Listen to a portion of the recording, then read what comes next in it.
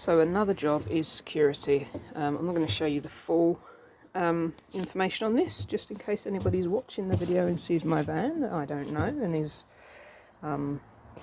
yes, not going to be very kind.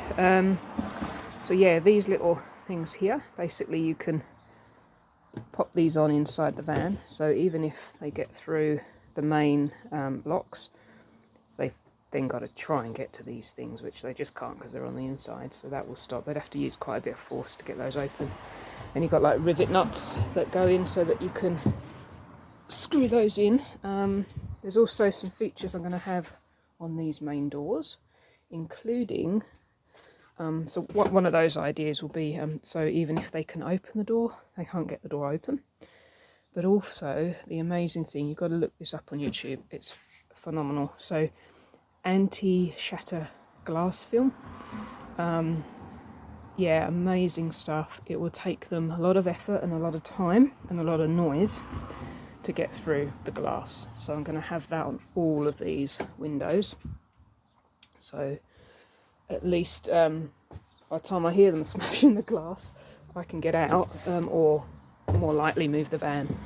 The other thing, which a lot of people don't know, is that on the vans, what they do is they get a screwdriver, they drill a little hole, get a screwdriver in there, and then they can pop the lock.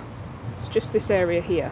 So what extra security is to have a metal plate. There's these things you can get that go all the way around. There's a place in Essex that does them.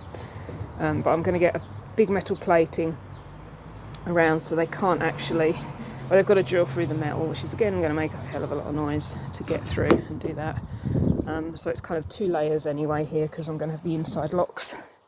That's the smaller of the inside locks. I'm going to have some really heavy duty stuff. So yes, I'm going to feel extra safe with all those measures in.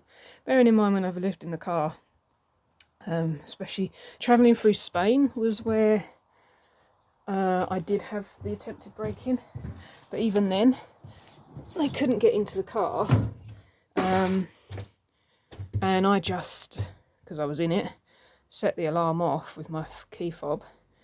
They scarpered and I ran out the van. I think I scared them more than they scared me, really.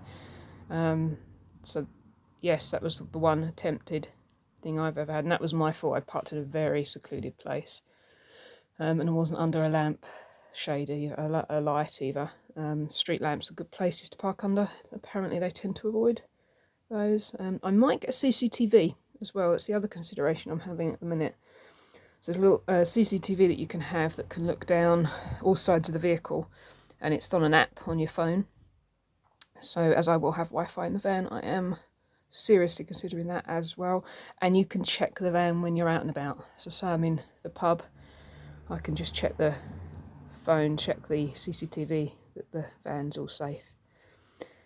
Yeah, I think I'm going to feel safer than I have done in the flat I was living in, actually. I didn't always feel safe with huge fights and things going on out in the corridors. People sometimes banging the doors at silly o'clock in the morning. Yeah, a lot went on in that block, actually. So I think in some ways I'm going to feel safer in this van. And as I say, as long as these features are in, it's going to be more than a 2-second job for them to get in, which gives me enough time, and they're going to have to make some noise as well. So it gives me enough time to get into that seat and drive away, or if needs be, leg it out the back or side door or front doors. Yes, I will not show you all the features, obviously, in case I was watching, but that's my other job to do today.